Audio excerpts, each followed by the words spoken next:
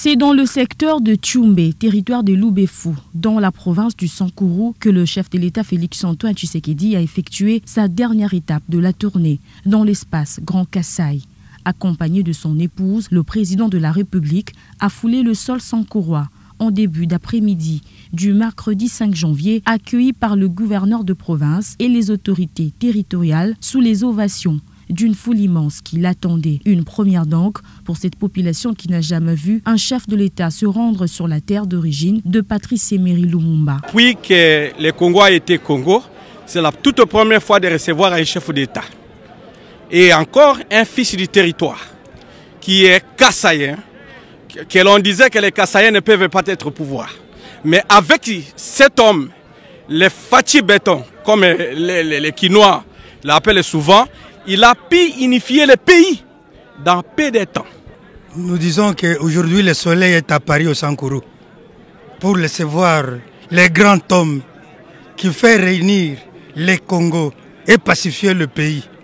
En fait, pour son arrivée, c'est tout à fait évident, puisque c'est la première fois que Kassaï soit le président de la République, comme nous présentons aujourd'hui Fachi Béton comme notre président de la République. C'est tout à fait normal. Près d'1 kilomètre de route, avec la foule immense qui l'accompagnait, scandant des chants en son honneur, le président de la République s'est ensuite rendu au stade Bichombe, où il était attendu pour un meeting. Analengo moyanyu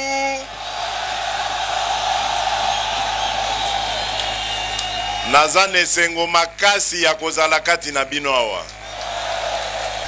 naye kotala bino na cadre ya visite officielle o nazali kosala na kati ya ba province ya mboka na biso mbaloyo naponaki espace Grand Kasaï nalobaki naya kotala bandeko nyonso oya espace ya Grand Kasaï nayende kosukisa awa na Tchoumbé mboka ya Patrice Emery Lumumba.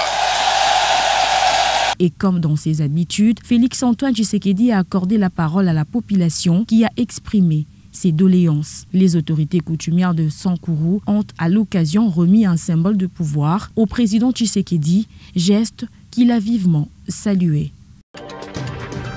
C'est dans l'optique d'un réarmement moral pour plus de performances dans le travail durant cette année 2022 que le Premier ministre Jean-Michel Sama Lukonde a eu cette séance de travail avec tous les membres de son cabinet. Après avoir présenté ses vœux de nouvel an à ses collaborateurs, le chef du gouvernement a invité les uns et les autres à la prise de conscience face aux défis majeurs qui attendent le gouvernement en cette année. Je voudrais, d'entrée de jeu, vous souhaiter les meilleurs vœux à tous. Vœux de santé, vœux de succès et de prospérité. Merci. Et cet échange, je l'ai voulu pour une prise de conscience. Car l'année 2022 qui vient de commencer est une année pleine de défis pour le gouvernement.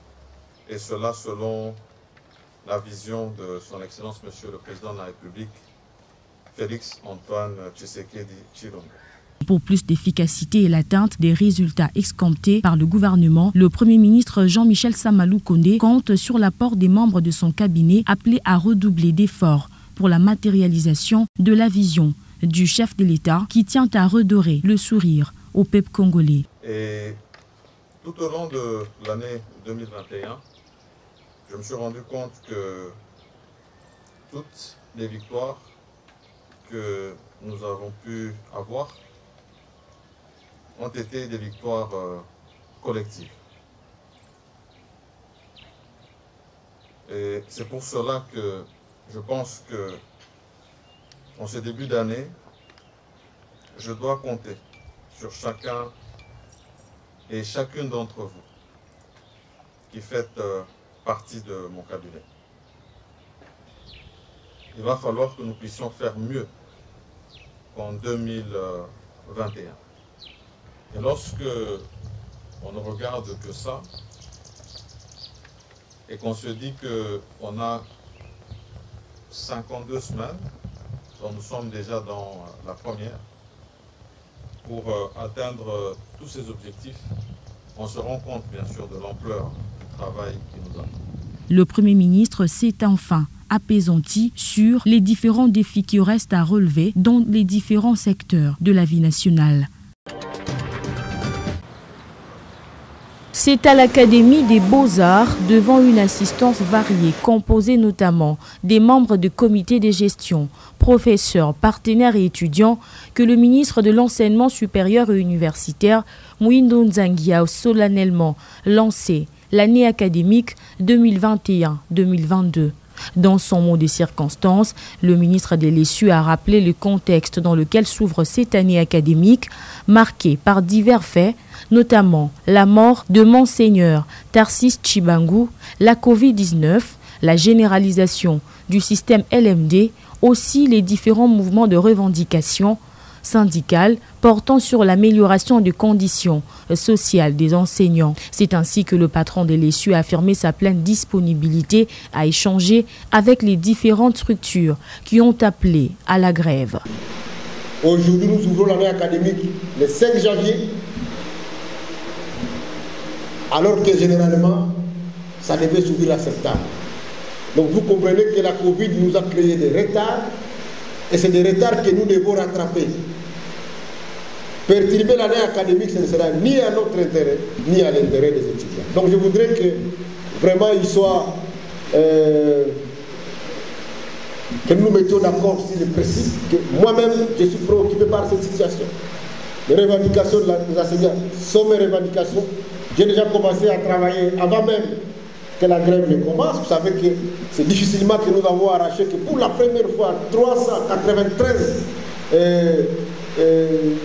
nouveaux docteurs à thèse, professeurs associés comme on l'a dit, qui n'étaient pas payés. L'OET, et au début de l'année, les 273 qui restaient vont être payés. C'est déjà un effort que nous commençons, mais nous sommes conscients qu'on devait faire la même chose pour les chefs de travaux, qu'on devait faire la même chose pour les assistants qui ne sont pas payés, qui sont nombreux à ne pas être payés, qu'on devait aussi faire quelque chose pour la correction du paiement de ceux qui ne sont pas payés à leur grade.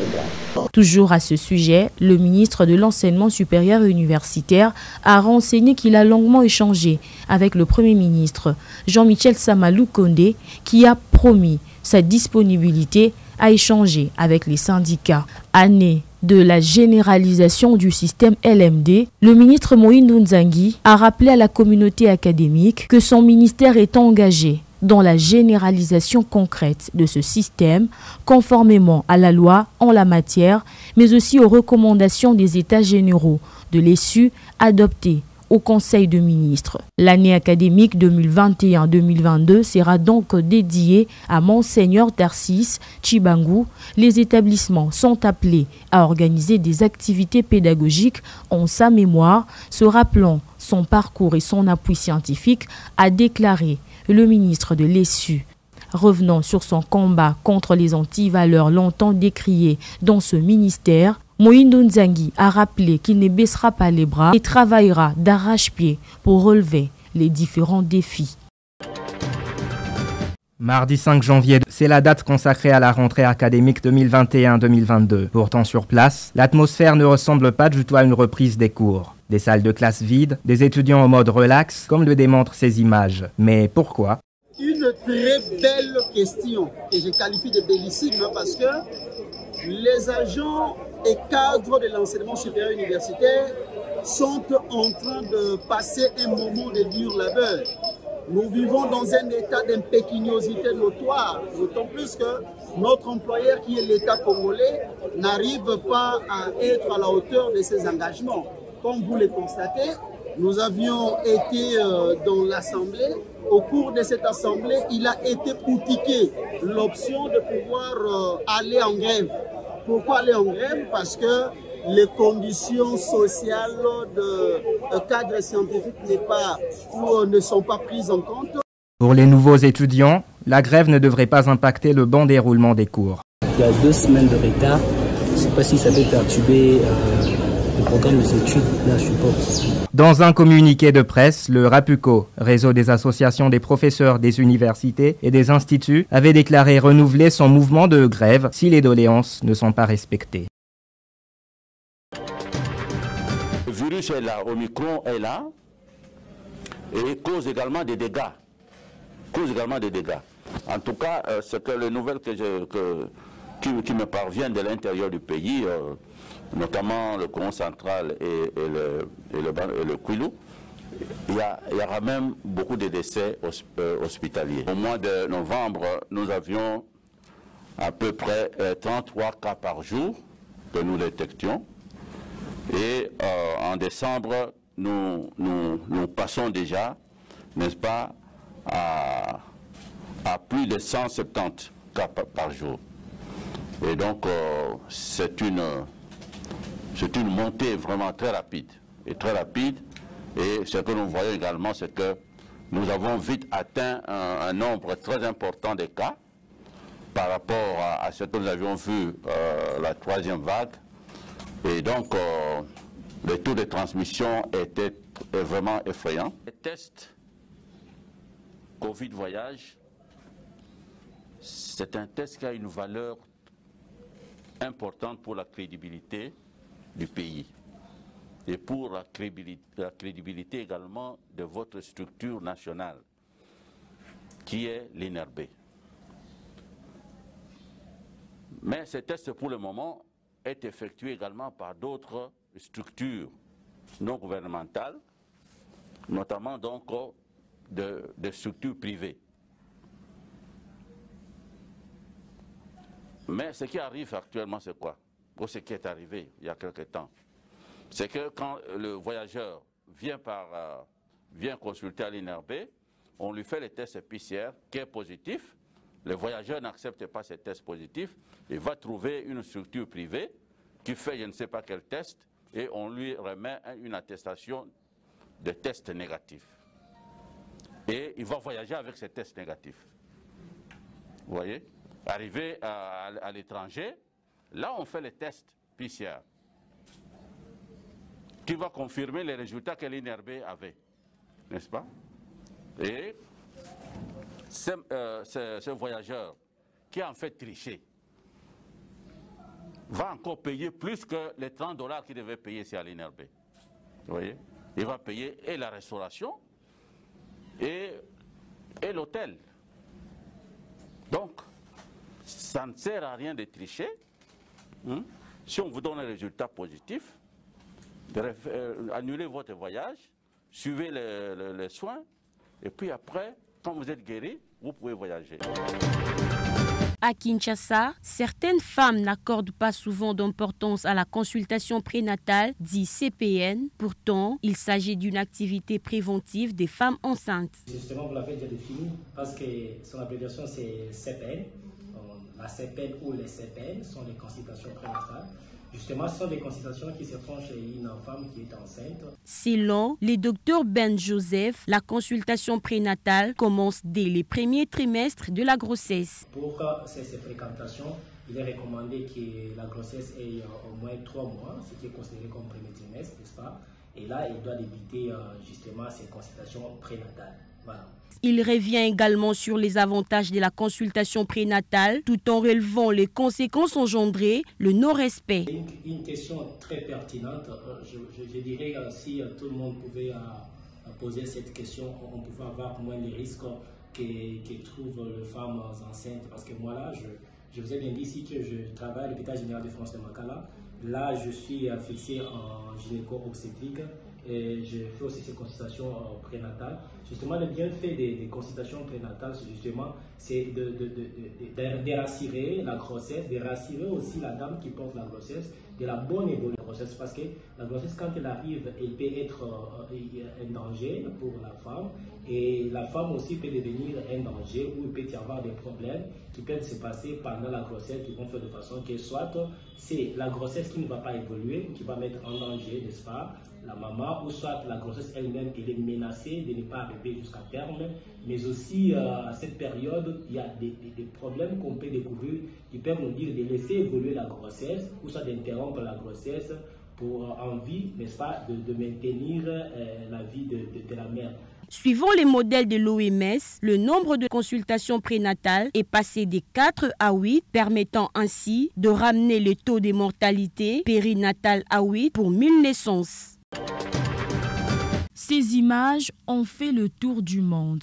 Ce jour-là, le 6 janvier 2021, les partisans de l'ancien président américain Donald Trump prenaient d'assaut le Capitole, temple de la démocratie américaine, où les élus certifiaient la victoire du président élu, Joe Biden. Des incidents qui ont fait 5 morts, dont un officier de la police et 140 blessés. Il s'en suivra des arrestations d'une centaine de personnes, d'autres mises en examen en raison des actes de vandalisme transformés en actes criminels susceptibles de conduire à la prison après une enquête sérieuse. Après ces incidents, en juin 2021, la Chambre de représentants va mettre sur pied une commission spéciale d'enquête en vue d'établir la responsabilité de l'ancien chef de l'État Donald Trump qui a encouragé ses partisans à marcher dans le Capitole. Cette commission a donc interrogé des centaines de témoins et tenté d'accéder aux documents officiels de Donald Trump en lien avec cette journée, mais sans succès. Des audiences publiques sont prévues dans les prochains mois. Entre-temps, en ce jour de la commémoration de l'an 1 de cette attaque, l'ancien président a annoncé annuler sa conférence de presse prévue ce jeudi depuis sa résidence. Dans un communiqué, il promet un meeting à Arizona le 15 janvier prochain. Dans son message à l'occasion de la commémoration de l'an 1 de l'assaut du Capitole, le président américain Joe Biden a condamné ces incidents, pointant du doigt son prédécesseur. Il a fait ce qu'aucun président de l'histoire des États-Unis d'Amérique n'a fait.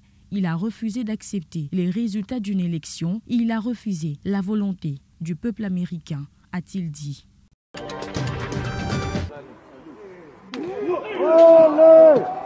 C'est dans le cadre d'un match amical en préparation des barrages de la Coupe du Monde Qatar 2022 que les Léopards de la RDC se sont inclinés face au FC Pyramide, un club de la division 1 égyptienne. Avec cette défaite, subie sur le sol égyptien, le sélectionneur des Léopards A, Hector Cooper, a tiré leçon de manière constante sur sa philosophie de jeu instaurée au sein de l'équipe nationale pour donner un nouveau visage à la sélection congolaise qui est constituée des joueurs évoluant dans des championnats africains ou encore dans les clubs du pays. Ce vendredi 7 janvier sera un deuxième match test des hommes d'Hector Cooper dans le pays de Pharaon avec une équipe de la 2e division du championnat d'Égypte, toujours en guise de préparatifs pour le mondial Qatar 2022.